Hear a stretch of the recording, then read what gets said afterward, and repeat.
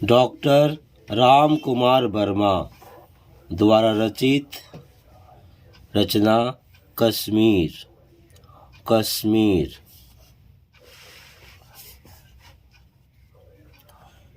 कितना सौंदर्य, कितनी सुषमा। जहाँ देखो इस भूमि में फूल ही फूल बिखरे हैं। प्रत्येक स्थल पर फूलों की राशि अपनी ही विपुलता में बिखरी हुई है। यहाँ इतने फूल क्यों हैं?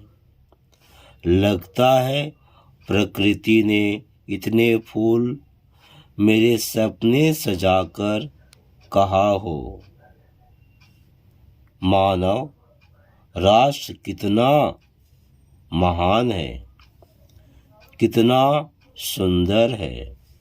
तू इतने पुष्पों से उनकी पूजा करो।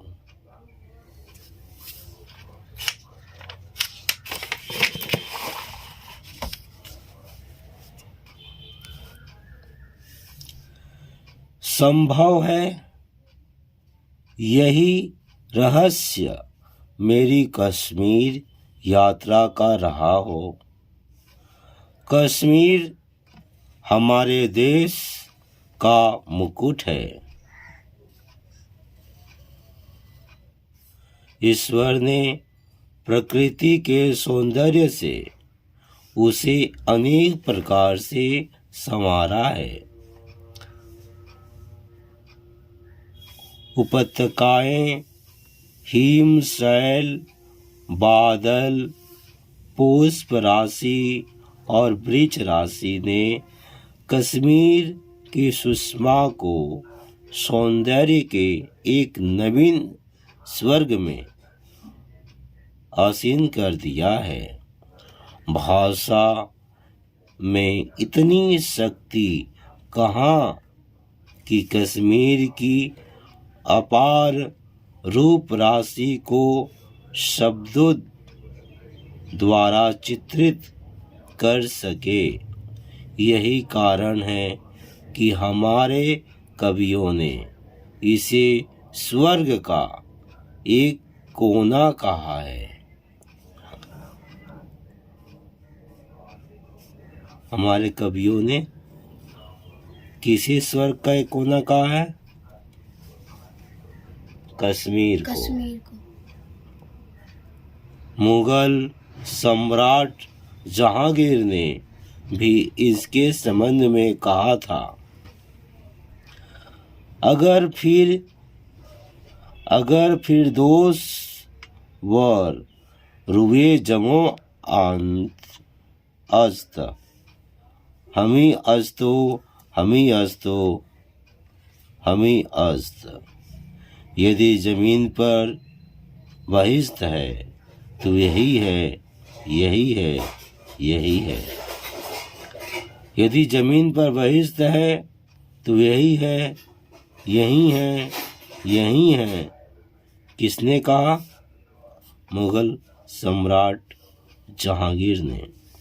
यही का मतलब कश्मीर है।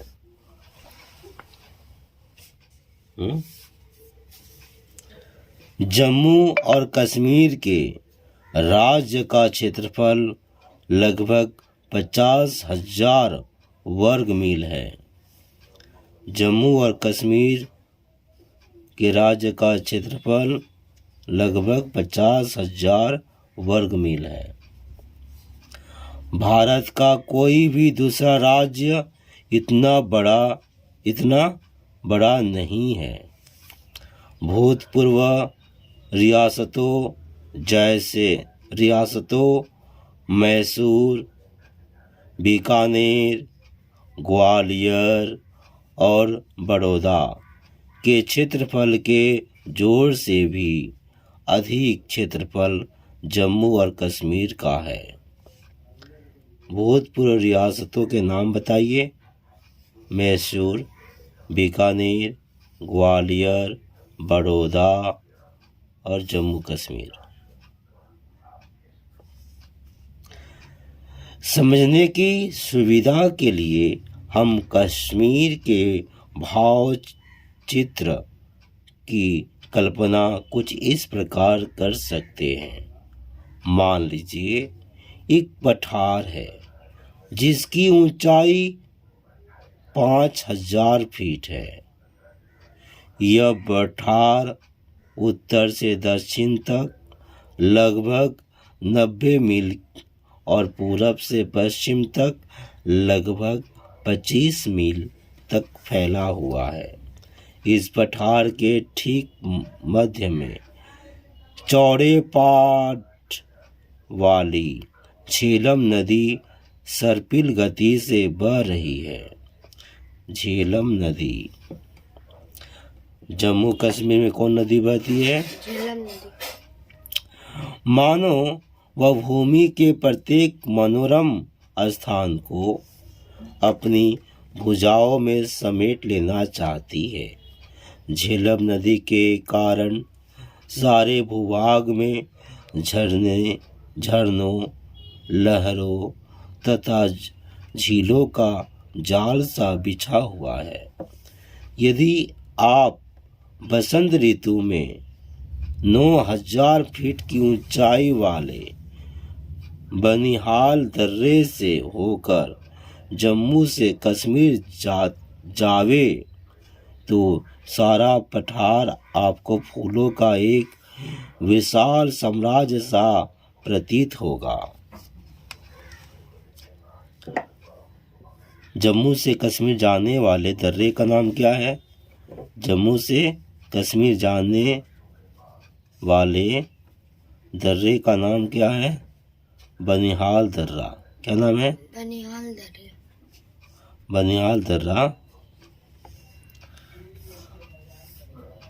भांति भांति के रंग बिरंगे फूल कल कल निनाद करते हुए पानी के किनारे, झूमती लताएं और नीची भूमि पर पैर फेंक कर आकाश को छूने वाली पर्वत मालाएं, बर्फ के सफेद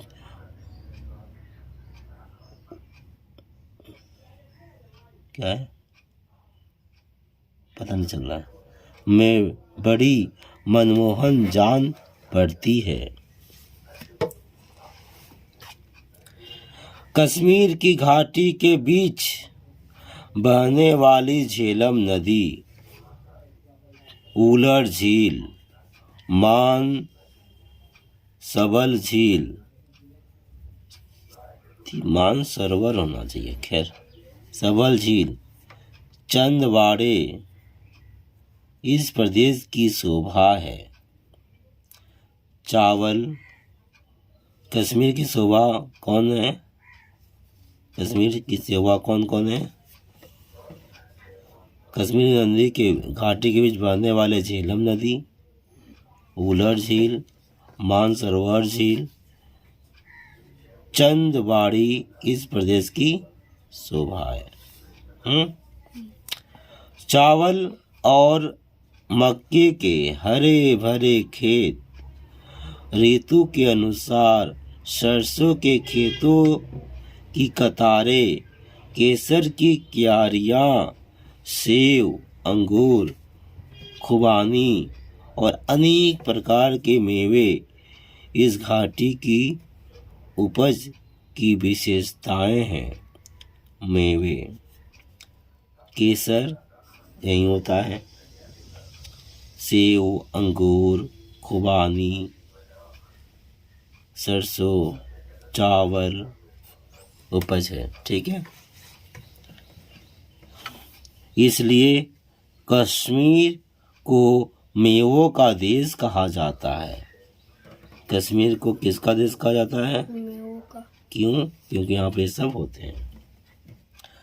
प्रहरी की भांति तने हुए सफेद वृक्ष और घनी छाया में विश्राम देने वाले स्थलकाय चिनार वृक्ष यहाँ वन उपवन की शोभा बढ़ाते हैं। वन उपवन की शोभा कौन बढ़ाते हैं? प्रहरी की भांति सफेद वृक्ष और घनी छाया में विश्राम देने वाले स्थलकाय चिनार वृक्ष। यहाँ पर चिनार वृक्ष पाए जाते हैं। इन वृक्षों के कारण ही मुगल सम्राटों ने कश्मीर को अपना विश्राम शिविर बनाया था।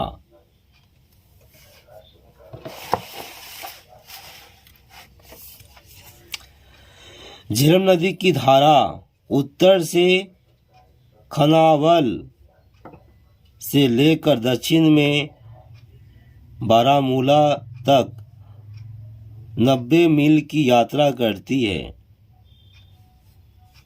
झेलम नदी की धारा उत्तर में खनावल से लेकर दक्षिण में बारामूला तक 90 मील की यात्रा करती है। मिस्र देश की नील नदी के समान झेलम नदी कश्मीर के लिए वरदान है। कितना आयात और निर्यात इस झेलम नदी के द्वारा होता है। झेलम के ऊपरी भाग में अछबल का झरना है। यह अछबल संभवतः यक्षबल का अपभ्रंश है। जैसे गंधार बल गंधर्वों की भूमि रहा हो, यक्ष और गंधर्वों की क्रीड़ाओं की इस भूमि में देखा है। ईसा की 12वीं शताब्दी में लिखी महाकवि कलहण की राजतरंगिणी से प्रेरित होकर गत वर्ष मैंने भी कश्मीर की यात्रा की थी। राजतरंगिणी में कश्मीर के ऐतिहासिक वैभव के खंडहर आज भी दृष्टिगत होते हैं। पहलगांव आने के पूर्व हम अवंतीपुर नामक स्थान पर रुके थे। 9वीं शताब्दी में अवंती वर्मा ने अपने शासनकाल में यहाँ एक विष्णु मंदिर का निर्माण कराया था। यह विशाल मंदिर खंडहर के रूप में बिखरा पड़ा है। विशाल प्रांगण के चारों ओर छोटे छोटे मंदिर के अवशेष ज्ञात होते हैं। बीच में गरुड़ ध्वज का विशाल स्तंभ होगा। गिरे हुए प्रस्तर खंडों में अनेक प्रकार की मूर्तियाँ उत्कीर्णित है, जो समय के घर्षण से अस्पष्ट और धुंधली हो गई है। ये मूर्तियाँ बड़ी ही कलात्मक रही होगी। इस आयताकार मंदिर के गिरे हुए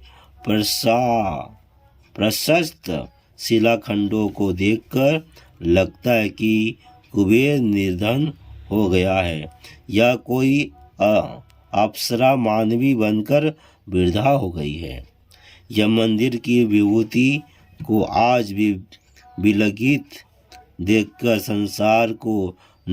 संसार की नश्वरता के प्रति विक्षोभ और अवसाद की रेखाएं मानस पर भी खिंच जाती है। संस्कृति की इस प्राचीन स्मृति को प्रणाम कर हम आगे बढ़ें। संस्कृति की प्राचीन स्मृति को प्रणाम कर हम आगे बढ़ें।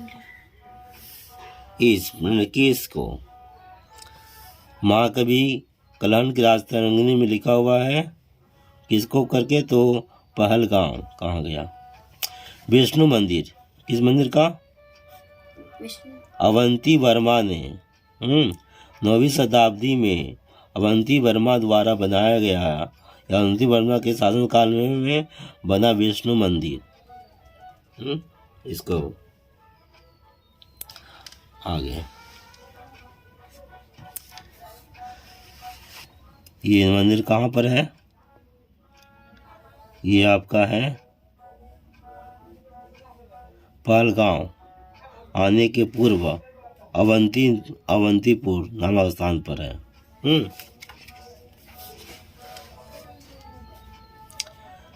यह स्थान है मटन अब कौन स्तन के बारे में बता रहे हैं? मटन के बारे में। मटन मटन यह मार्तंड का मंदिर है। मटन मार्तंड का मंदिर है। मार्तंड का मंदिर। ऐसा अनुमान होता है कि मटन मार्तंड का ही अपभ्रंश रूप है। नीचे से सरोवरों के छोटे बड़े आकार की बड़ी कलात्मक आकृतियों से आरंभ होते हैं। जैसे एक बड़े थाल में कलाकंद के छोटे बड़े टुकड़े तराशे गए हैं। इन छोटे बड़े कुंडों में मछलियाँ बड़ी स्वच्छंदता से विचरण करती है। चने और चावल के दाने पानी के ऊपर तैरते देखकर परस्पर गूंथ जाती है। जैसे हंसी से शब्द एक दूसरे से उलझ जाते हैं। चना और चावल बेचने पर मछलियाँ खाने के लिए आती है। ठीक है। ये हो गया ना। मार्तंड का मंदिर भी यहीं पर है। ठीक है। आते हैं। दो मंदिर का नाम हुआ मार्तंड का मंदिर और एक मंदिर का नाम विष्णु मंदिर। यह अछबल है। अछबल सौंदर्य और संगीत जैसे तरल होकर निर्जर रूप से बह रहा है। इस झरने की सुंदरता पर मुग्ध होकर मुगल सम्राट जहांगीर ने यहाँ एक सुंदर बगीचा बनवाया था। भूमि के क्रोड से 3 धाराएं ऊपर उभरती है। जैसे ये जलधाराएं भूमि की नाभि से ऊपर तक जाने वाली त्रिवली रेखाएं हैं। सम्राट जहांगीर को जल की विविध भंगिमाओं को संवारने की कला अच्छी तरह ज्ञात थी। जल के ऊपर से गिरने की सुरुचि किसी नृत्य कला से कम नहीं है। भूमि की हरितिमा जल के कलकल से मिलकर उस नारी की हंसी को ध्वनित करती है जिसने हरा परिधान पहन रखा है। विशाल वृक्ष जैसे सौंदर्य के प्रहरी हैं। अछबल क्या है? इसका नाम है झरना का नाम। निर्झर झरना का नाम है।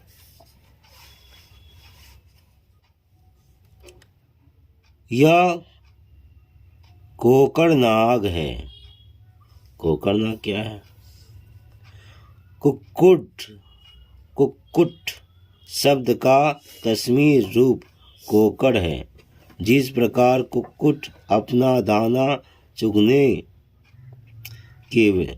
में बार बार भूमि पर अपना मुख ले जाता है, उसी प्रकार भूमि के अनेक स्थानों से जलधारा प्रवाहित होती है। ऐसा मालूम होता है कि जल आँख मिचौली के खेल में स्थान पर छिप गए हैं, जहाँ तहाँ से बाहर निकलता है। कोकड़नाग जहाँ तहाँ से झरना फूट कर निकला है। कुकर में मुर्गा जब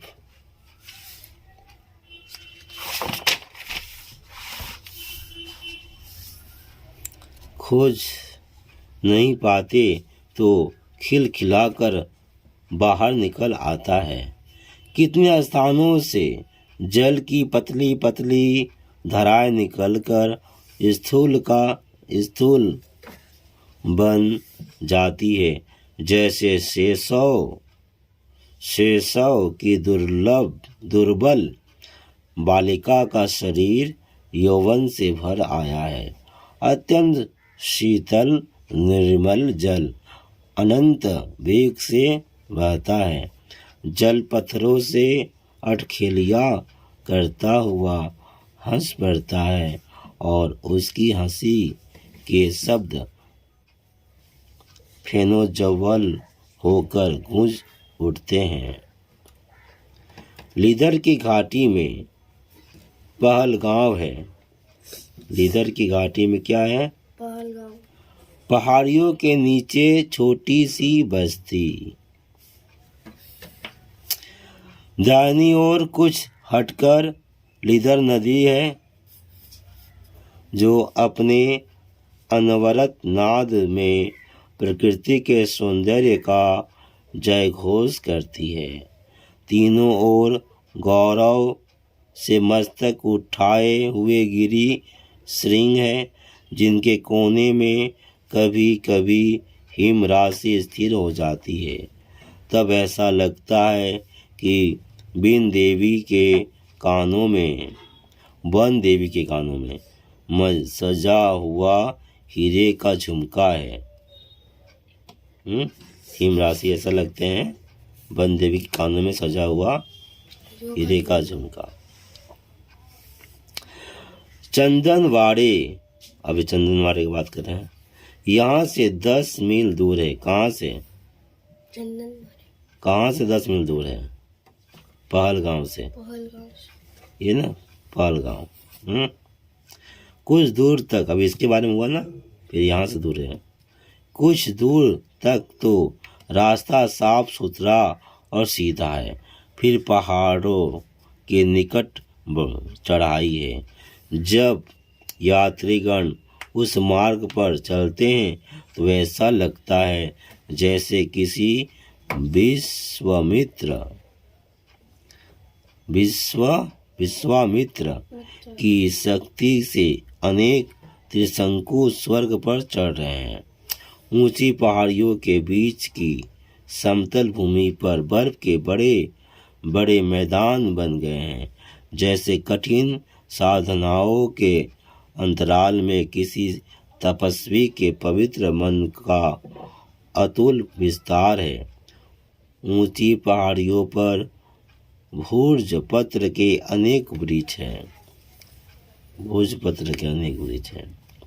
इन्हीं वृक्षों की छालों पर हमारे महर्षियों ने अमर साहित्य की रचना की। साहित्य लिखा गया किसके छालों पर? भोजपत्र के छालों पर।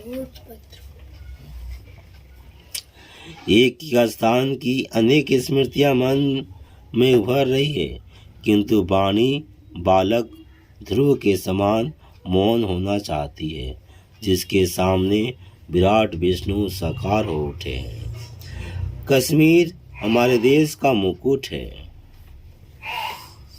उसकी सुरक्षा और उसके प्रति श्रद्धा समर्पण प्रत्येक भारतीय का कर्तव्य है। शब्दार्थ: सौंदर्य, रूप, सुषमा, बहुत अधिक शोभा या सुंदरता, विपुलता, अधिकता, उपत्यकाएं, तराइयां, हिमशैल, बर्फीली पहाड़ी, आसीन, स्थिर, ये नहीं पढ़ पाए थे हम लोग उस समय। उत्तरीय चादर, उत्तरीय ना, दृष्टिगत दिखाई देना, उत्कीर्णित खुदे हुए, प्रशस्त मजबूत, मार्तंड सूर्य, सुरुचि रुचिकर, अटखेलियाँ ठिठोली, फेनोजव्वल उज्ज्वल फेन।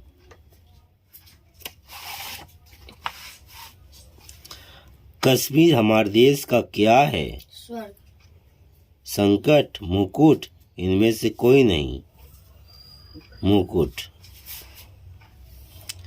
कश्मीर की घाटी में बहने वाली नदी है गंगा, यमुना, झेलम।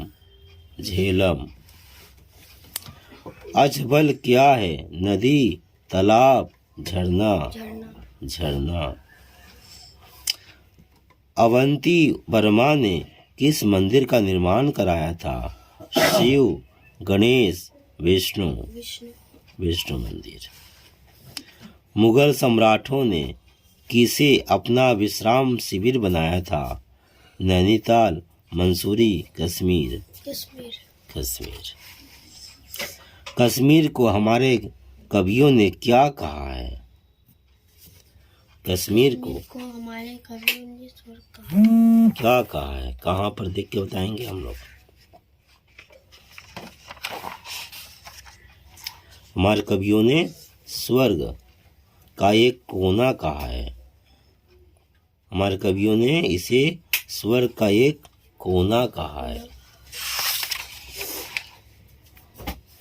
कश्मीर को हमारे कवियों ने स्वर्ग का एक कोना कहा है। क्या की जगह लिखेंगे? स्वर्ग का एक कोना, उसके बाद खड़ी पाई कर देंगे। दूसरा प्रश्न, जम्मू और कश्मीर राज्य का क्षेत्रफल कितना है? कितना? जम्मू और कश्मीर राज्य का क्षेत्रफल कितना है?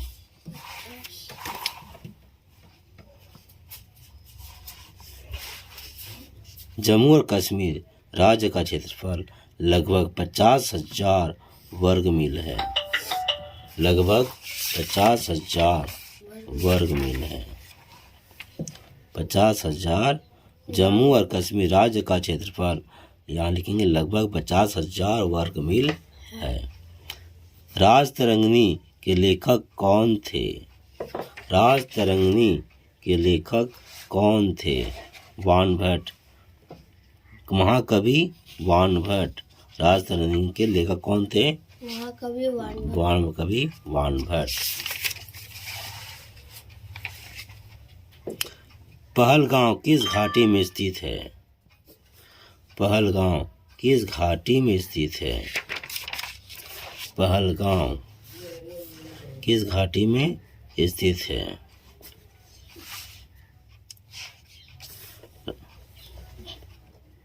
कश्मीर की यात्रा के राजतरंगिणी पहलगांव आने के पूर्व राजतरंगिणी हमारे कश्मीर के ऐतिहासिक वैभव के खंडहर आज भी दृष्टिगत है। कश्मीर की यात्रा की थी। पहलगांव अब आने के कश्मीर घाटी किस घाटी में है?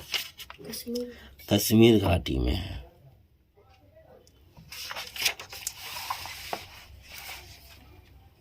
पहलगांव कश्मीर घाटी में स्थित है।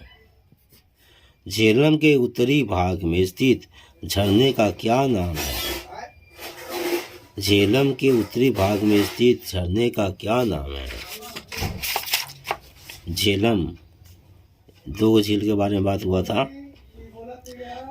झेलम के उत्तरी भाग में स्थित, झेलम के उत्तरी भाग में, कहाँ का झेलम? कश्मीर घाटी में के बीच बहने वाले झेलम नदी है।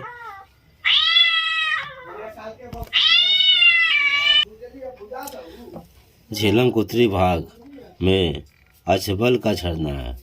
अछबल, झेलम नदी, झेलम के उत्तरी भाग में स्थित झरने का नाम क्या है? झरने का नाम अछबल है। यहाँ लिख दें झरने का नाम, फिर लिखेंगे अछबल है।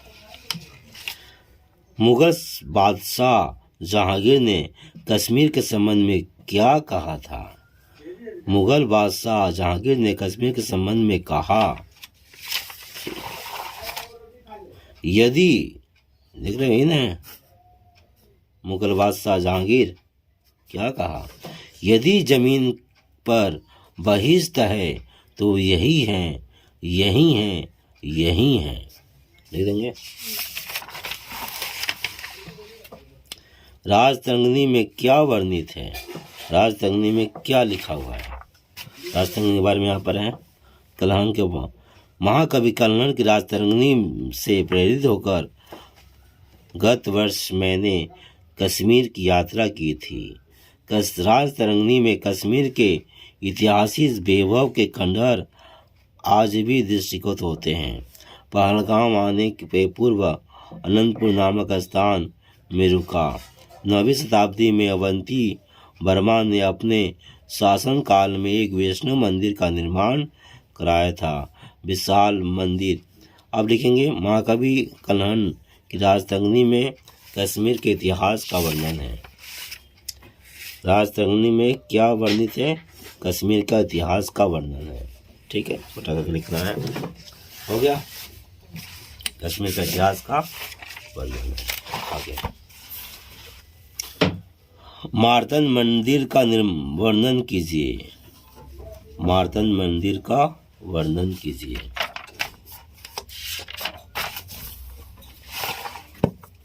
मार्तंड मंदिर। अनुमान होता है कि मार्तंड का ही अपभ्रंश रूप है।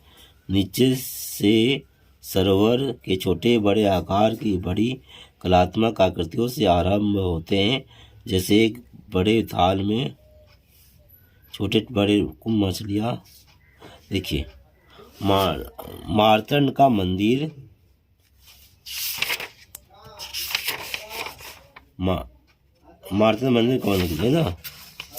मार्तंड का मंदिर मटन में है। ठीक है, पहला वाक्य। दूसरा,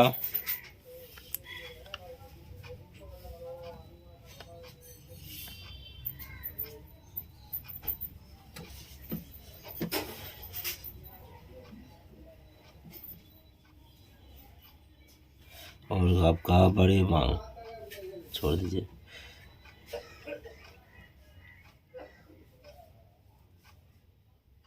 और तो कुछ मिल नहीं रहा है। मार्तंड नीचे से सरोवरों के छोटे बड़े आकार की बड़ी कलात्मक आकृतियों से आराम होते हैं, जैसे अच्छा छोटे बड़े आकार की बड़े कलात्मक आकृतियों, ऐसे लिखें। इसमें छोटे बड़े आकार की बड़ी कलात्मक आकृतियाँ हैं। इसमें पहले क्या लिखेंगे? मार्तंड का मंदिर मटन में है। ठीक है, इसमें छोटे बड़े आकार की बड़ी कलात्मक आकृतियाँ हैं। हो गया। और इसके छोटे बड़े कुंडों में मछलियाँ बड़ी स्वच्छंदता से विचरण करती है। बस 3 बात हो जाएगा। कुंड में तालाब, छोटे छोटे तालाब है। अछबल झरने की सुंदरता का वर्णन कीजिए। अछबल झरना।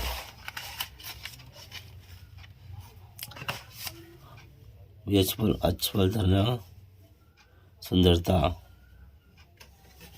और अछबल इधर भी है ना, अछबल झरना यहाँ पे है होकर। अच्छा, सौंदर्य और संगीत जैसे तरल होकर निर्जर रूप से बह रही है। इस झरने की सुंदरता का पर्स मुग्ध होकर बनवाया। भूमि के कोर से 3 धाराएं, भूमि के क्रोड से 3 धाराएं ऊपर उभरती है। जैसे ये जलधाराएं भूमि की नाभि से ऊपर तक जाने वाली क्या है? त्रिवली रेखाएं हैं। सम्राट जहांगीर को जल। अच्छा, अजबल हो गया। अजबल के बारे में बताया है, तो लिखेंगे भूमि से 3 धाराएं ऊपर उभरती है। हो गया। और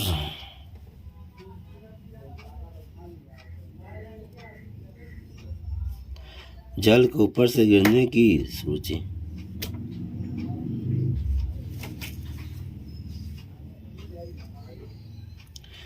अब इसमें तो कुछ मिल नहीं रहा। अजबल झरना का सौंदर्य।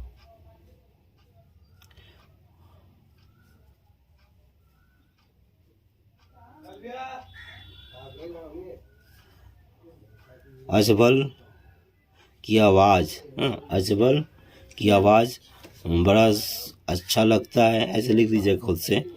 इसके 3 भूमि से 3 इसमें भूमि से 3 धाराएं ऊपर उभरती है। बस ये लिख लीजिएगा, बाकी सर से पूछ लीजिएगा।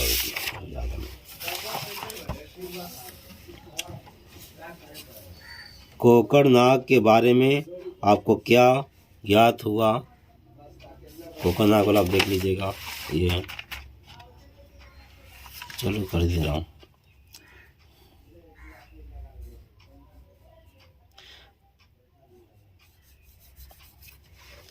तो भूमि के अनेक स्थानों से जल धारा प्रवाहित होती है। कोकड़नाग का मान होता है भूमि का अनेक स्थानों से जल धाराएं निकलती है, हाँ, प्रवाहित होती है। अगला है, कश्मीर को धरती का स्वर्ग क्यों कहा जाता है? समझा के लिखे। बहुत ही सुंदर दिखाई देता है, और झरने हैं यहाँ पर, जितना कुछ है आप लिख दीजिएगा, शुरू में ही है।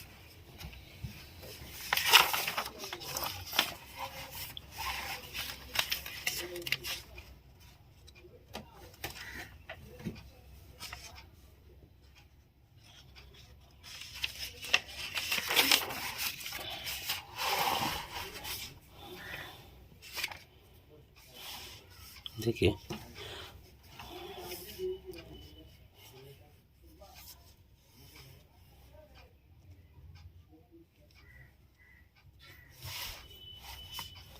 इसमें प्रकृति के सौंदर्य से अनेक प्रकार की समारा है। उपत्यकाएं, हिम, सेल, बादल, पुष्प राशि, वृक्ष राशि के ने कश्मीर को सुषमा का सौंदर्य में एक नवीन स्वर्ग में आसन कर दिया है। ऐसे नहीं लिखे, सब मिला कर लिखेगा। स्वर्ग कहा गया, ऐसे उपत्यकाएं हैं, हिम सेल है, बादल, पुष्प राशि है, फूल के वृक्ष हैं, ऐसा करके बना लीजिएगा, बना के लिखिएगा। जब यात्रीगण उस मार्ग पर चलते हैं तो ऐसा लगता है जैसे किसी विश्वामित्र की शक्ति से अनेक त्रिशंकु स्वर्ग पर चढ़ रहे हैं। इसकी व्याख्या कीजिए। लाइन कहाँ था? ये पढ़े थे ना, ये बोला चंदनबाड़ी, यहाँ से ये लिखेंगे, चंदनबाड़ी के बारे में बताया गया है। जो क्या बोलेंगे, यह कथन चंदनबाड़ी के बारे में है। हाँ, जो यह कथन चंदनबाड़ी के बारे में है। यह चंदनबाड़ी पहलगांव से, ना कहाँ से, पहलगांव से 10 मील की दूरी पर है। हो गया, कुछ दूर से रास्ता साफ सुथरा है। ठीक है, लोग यहाँ से ये सब डालिएगा लिखते समय, ये सब समझा कर लिख दीजिएगा, हो जाएगा। देख भी रहे ना।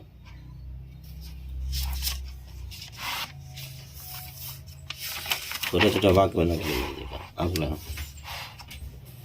निम्नलिखित शब्दों का वाक्य में प्रयोग कीजिए। सौंदर्य से वाक्य बनाइएगा। कश्मीर, झेलम, राजतरंगिणी और कलात्मक। ठीक है, राजतरंगिणी के लेखक का नाम कलहन है। राजतरंगिणी कश्मीर के बारे में, राजतरंगिणी कश्मीर के बारे में लिखा हुआ है। ऐसे कुछ भी वाक्य बना देंगे। नीचे दिए शब्दों का विलोम शब्द बताइए। मानव का दानव, महान का स्वर्ग का, सम्राट का और आयात का। ठीक है, आयात का जैसे निर्यात, ये सब कर दीजिएगा। फिर क्या है, विचार में कल्पना। कश्मीर धारा का रमणीय स्थल है जिसे हम बार बार देखना चाहेंगे। कश्मीर की तरह अन्य वादियों जैसे मंसूरी, नैनीताल आदि के दर्शन किए हो तो समझा कर लिखो। हम कभी कहीं नहीं घूरे, आप कभी घूरे होंगे तो बता देना है कैसा है वो। ठीक है।